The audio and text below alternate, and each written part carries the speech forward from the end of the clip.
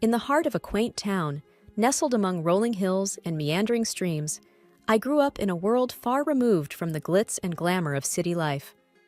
Our small, weathered house, with its creaking wooden floors and windows offering views of sprawling fields, was a universe in itself. It was here, amidst the simplicity and warmth of family love, that my story began. My parents, though not affluent, were rich in kindness and wisdom. My father, a local carpenter, had hands that were roughened by years of labor, but gentle in touch, crafting not just furniture, but also instilling in me the values of hard work and humility. My mother, a schoolteacher, filled our home with books and stories, weaving tales that sparked my imagination and nurtured my dreams. Life in our small town was unhurried and unpretentious. Neighbors greeted each other with familiarity, and community events were the highlights of our social calendar. I cherished this life, finding joy in the small pleasures, the fresh scent of earth after rain, the rustling of leaves underfoot, and the chorus of birds at dawn. It was at the local library where I first encountered Mark. He was unlike anyone I had known, a visitor from the city, with an air of sophistication yet an unassuming nature. His family was well known in the business circles, their wealth and influence reaching far beyond the city's skyscrapers. But Mark, with his easy smile and genuine interest in my mundane tales, was a refreshing anomaly in that world. Our initial conversations were tentative, like two worlds cautiously orbiting each other. He spoke of city life, the fast pace, the endless opportunities, and the dazzling lights. I shared stories of my town, the annual harvest festival, the serene walks by the stream, and the close-knit community. In those early days, we would often meet at the old park bench by the lake, our conversations stretching for hours. The lake, with its placid waters reflecting the changing hues of the sky, bore witness to our growing connection, an invisible thread weaving our disparate worlds into one. "Anna," Mark said to me one evening, his voice tinged with a vulnerability I had not seen before. "I have always been surrounded by people who care more about wealth and status. But with you, I found a serenity that I didn't know existed. You've shown me a different way of life, one that's genuine and full of warmth." His words stirred something deep within me. "Mark, where we come from doesn't define us. It's who we are when we're together that matters. You've brought a new perspective into my life, opening my eyes to dreams I never dared to have." As our relationship deepened, Mark confided in me about his family, particularly his mother, a woman of elegance but stringent expectations. He spoke of her with respect, yet there was an underlying concern in his words. "She has her own ideas about who I should be with. I'm just worried about how she'll react to, well, to us." I reached out, taking his hand in mine, feeling the slight tremor. "We'll face that together," I assured him. "Love isn't about backgrounds or expectations. It's about two people who choose each other against all odds." The day Mark proposed was as unassuming as our love. No grand gestures, just a heartfelt promise of a life together. As I looked into his eyes, brimming with hope and love, I knew this was just the beginning. The evening I was set to meet Mark's family, my nerves were on edge. The grandeur of their mansion loomed large as we approached, a stark reminder of the different worlds Mark and I came from. Mark held my hand, giving me a reassuring look. "Just be yourself, Anna. That's all you need to be." I smiled weakly, trying to quell the rising anxiety. "I just hope your mom doesn't think I'm out of place." Mark sighed, a hint of concern in his eyes. "Mom can be a bit much. Just remember, I'm here with you." As we entered the opulent dining room, Mark's mother, Marion, a statuesque woman with an air of austerity, greeted us. Her eyes quickly took me in, a flicker of disapproval passing over her face. "So, this is the young lady who's captured my son's heart. Interesting choice, Mark." Dinner was an elaborate affair, the table set with dishes I couldn't even name. Mark's mother, ever the gracious host, offered me a plate with a sly smile. "I suppose these dishes might be a bit too sophisticated for your taste, Anna. We can get something simpler if you'd prefer." I felt a flush of embarrassment, but managed a polite decline. "No, thank you. I'm always eager to try new things." As the evening progressed, Her comments grew more pointed. She eyed my dress, a simple but neat outfit I had thought was appropriate. "Is that what passes for evening wear in your town? It must be challenging to find good clothes on a modest budget." Mark jumped in, trying to steer the conversation elsewhere, but his mother was unrelenting. "Tell me, Anna, what do your parents do? It's always fascinating to learn about different walks of life." I answered, feeling the weight of her judgment. "My father is a carpenter, and my mother is a schoolteacher." "Oh, how quaint," she replied, her voice dripping with condescendence. "Hardworking people, I'm sure, but I suppose they couldn't offer you much in the way of a financial head start." The meal continued with her taking jabs at my small-town upbringing, my parents' humble occupations, and even my salary, which she had somehow learned about. Each comment was veiled in politeness, but sharp enough to cut. Mark was visibly uncomfortable, his attempts at defending me only seeming to amuse her more. As we left, Mark's father, Daniel, pulled me aside, offering a kind smile. "Anna, you handled yourself well. Don't let her get to you. She'll come around." In the car, Mark apologized profusely. "I'm so sorry, Anna. I didn't think she'd be this harsh." I sighed, a mix of hurt and determination in my voice. "It's okay, Mark.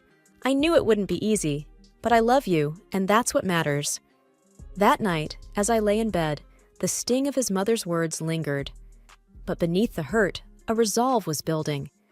This was more than just about fitting in. It was a test of our love and my strength, and I was ready to face it head-on. As the wedding day approached, the air was thick with excitement and, unfortunately, growing tension. Marion, who had taken it upon herself to oversee the preparations, seemed to find a peculiar pleasure in belittling my ideas and choices at every turn. One afternoon, while discussing the wedding plans with Mark and his mother, the topic of the wedding dress came up. I had chosen a simple yet elegant gown that I felt reflected my personality. Mark's mother, however, had other ideas. "That dress, Anna? It's so plain. Don't you want to make a statement on your big day? After all, you're marrying into the family," she said, her voice laced with a patronizing tone. Mark squeezed my hand under the table, giving me a supportive look. "Mom, Anna looks beautiful in that dress. It's her choice, and it's perfect." But his mother was relentless. "Oh, Mark, let's be realistic. This is a high-profile event. People expect a certain standard. Anna, dear, you should consider something more fitting of our family's status." I tried to keep my voice steady, though I felt a sting at her words. "I appreciate your concern, but I really love my dress. It's special to me." Her response was a dismissive wave. "Well, it's your day, I suppose. But remember, it's not just about you. It's about how you represent us, too." As the days went by, her comments became more frequent and cutting. Marion criticized the flower arrangements, the menu choices, even the invitations. Each remark was a subtle dig at my background and my inability to meet her lofty standards. Mark and I had many conversations about this, often late into the night. "I can't believe she's being so difficult," Mark would say, frustration evident in his voice. "I wish she could just see how amazing you are, how you make me happy." I would lie there, feeling his arms around me, a mix of love and sorrow in my heart. I knew it wouldn't be easy, marrying into your family, but I didn't expect it to be this hard. The wedding day dawned bright and clear, a stark contrast to the turmoil churning within me.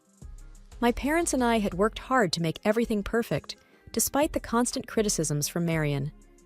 As I dressed in my simple but elegant gown, I hoped the day would pass without incident.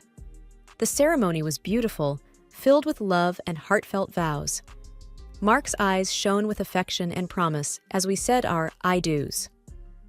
However, looming over the joyous occasion was the apprehension of the reception to follow, particularly the speeches. As expected, Marion took the microphone, her presence commanding the room's attention. The air was thick with expectation as she began to speak. "Ladies and gentlemen," she started, her voice loud and clear, "today we have gathered to witness the union of my son Mark with Anna, let's say, a person from a different circle." Whispers spread through the guests. I felt a cold shiver run down my spine. She continued, her words sharp and unyielding. While some may commend Mark for his charitable heart in lifting a beggar from the streets, we must be cautious. It's essential to keep our family's reputation and standards high, not let them be diluted by those who are clearly freeloaders, seeking to elevate their status by clinging to a family of higher standing. The room fell into a stunned silence. My parents looked at me, their faces a mix of shock and hurt. Mark's face was a mask of disbelief and anger. The guests, a mix of our friends and Mark's high society acquaintances, looked on uncomfortably, unsure of how to react. My heart sank, and a profound shame washed over me. Her words, so cruel in public, were more than just insults.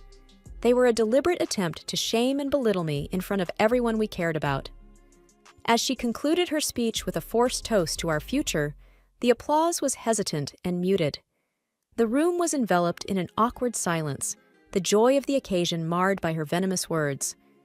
Mark stood up, his voice trembling slightly. "I'm sorry, Anna. This isn't what I wanted." His eyes were apologetic, filled with a mix of love and sorrow. I looked around at the shocked faces of our guests, feeling incredibly humiliated. The weight of her words hung heavily in the air, casting a shadow over what was supposed to be the happiest day of our lives. The atmosphere at the reception was still tense following the disparaging speech by Mark's mother, when his grandmother, Mrs. Eleanor, a figure of respect and authority in the family, requested the microphone. Her poised demeanor and serious expression immediately drew the attention of all the guests. "Good evening," she began, her voice clear and firm. "I have something important to say. Anna, you have faced unwarranted criticism today, criticism that no one deserves, especially not on their wedding day." I looked up in surprise, and Mark, beside me, appeared equally astonished. Mrs. Eleanor then turned towards Marian. "It seems we have forgotten our own past and where we come from. Let me remind everyone here, especially you, that before you were the lady of this house, you were a maid working under this very roof. It was here that you met your husband." A hush fell over the room. Mark's mother's face turned a shade paler, her eyes widening in shock and embarrassment. Mrs. Eleanor continued, her tone unyielding. "So, for a former maid to stand here and scorn someone for their humble beginnings and modest means is not only ironic, but deeply hypocritical." I could hardly believe what I was hearing. The room was engulfed in a stunned silence, every guest hanging on to Mrs. Eleanor's every word. You, who rose from poverty, should be the last person to judge or belittle another based on their background. We should be proud of Anna's integrity and strength, not deride her for it. The guests shifted uncomfortably, and whispers began to circulate. Marian sat motionless, the impact of Mrs. Eleanor's words evident on her face. In this family, we value character over wealth, kindness over status. Anna exemplifies these values, and I am proud to welcome her into our family," Mrs. Eleanor concluded, her gaze softening as she looked at me. The room erupted into applause, a stark contrast to the earlier muted response. Marian sat there, completely humbled, her earlier arrogance replaced by a visible sense of shame. To be honest, I didn't feel sorry for her. Mark whispered to me, "I never expected Grandma to stand up for us like this." I squeezed his hand, feeling a mix of relief and gratitude. "She's amazing." The rest of the evening felt lighter, the air cleared by Mrs. Eleanor's candid defense. Guests approached with warm congratulations and sincere smiles. I felt that they were all on my side. It felt damn good. As we left the reception, hand in hand, I felt a renewed sense of confidence and belonging. Mrs. Eleanor's words had shifted the dynamics, breaking the insidious plan of a cruel and not the smartest woman. The days after the wedding were heavy with an unspoken tension that hung over Mark's family like a dense fog. It all came to a head during a family meeting at Mrs. Eleanor's house, where the air was thick with expectation and apprehension. As we gathered in the grand living room, Mrs. Eleanor began without preamble, her voice firm and unwavering. "What happened at the wedding cannot be overlooked. The way you spoke to Anna, it was disgraceful." She addressed Marian directly, her eyes sharp. Mark's mother, usually so composed, looked smaller somehow, her usual confidence diminished. "Eleanor, "I've already apologized to Anna," she said, her voice tinged with a hint of defiance. "It's not just about an apology," Mrs. Eleanor retorted. "Your actions reflect on this entire family. You've become accustomed to a lifestyle funded by the family's money without appreciating its value." Mark's father nodded in agreement, his expression serious. "My mother is right. You've lost sight of what's important." Mrs. Eleanor then laid out her decision, each word deliberate and clear. "I've decided to cut off the financial support you've been receiving. It's time you start contributing to this family instead of just taking. You'll need to find a job and learn to live within your means." The shock on Marion's face was evident. She turned to her husband, seeking support. "You can't agree with this? She can't just cut me off like this." But Daniel surprised her. "I stand with my mother on this.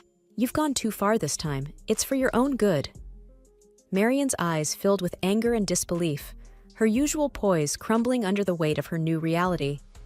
Mark, who had been silent, spoke up, his voice steady.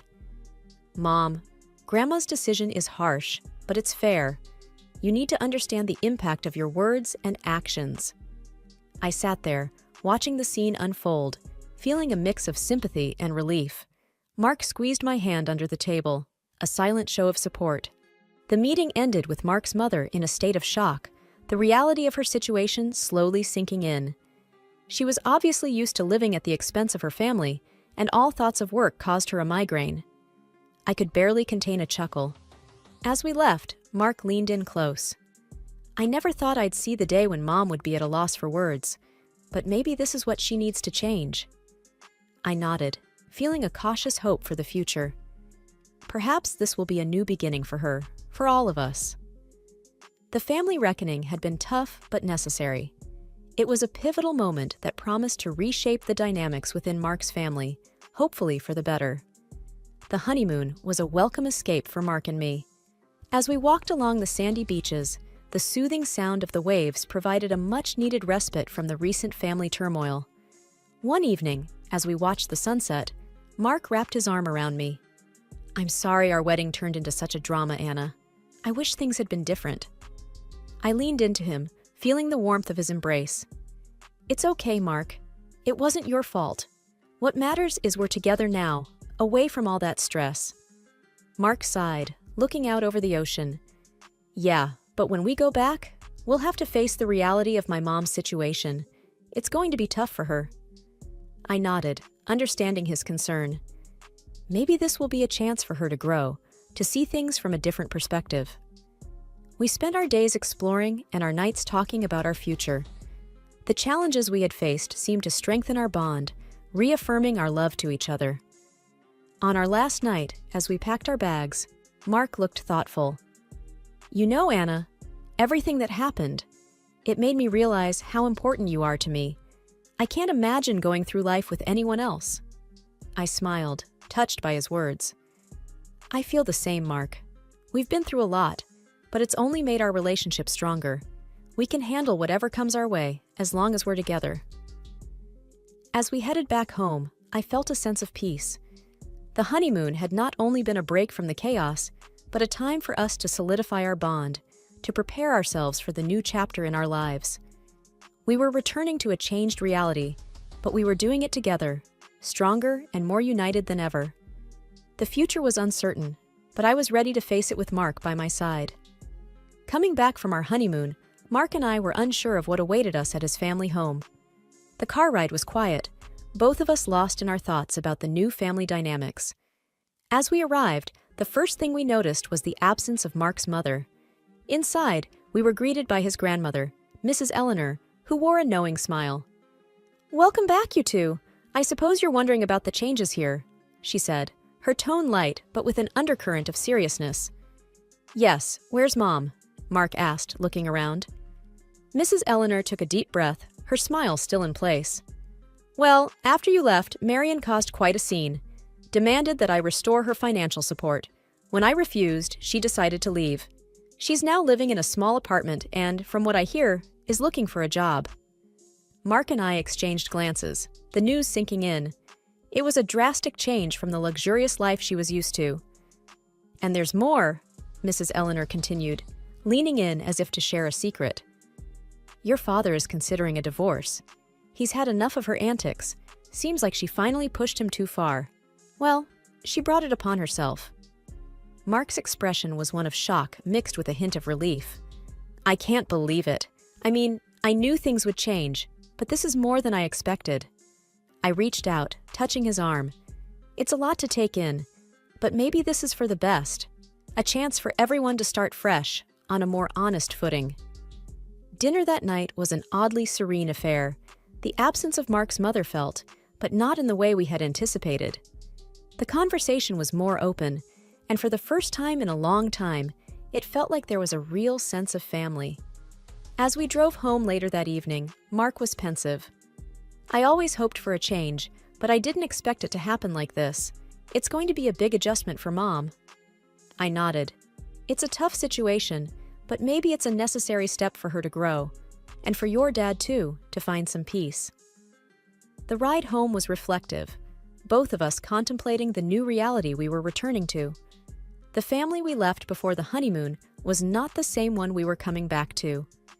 It was a sobering thought, but in many ways, a hopeful one.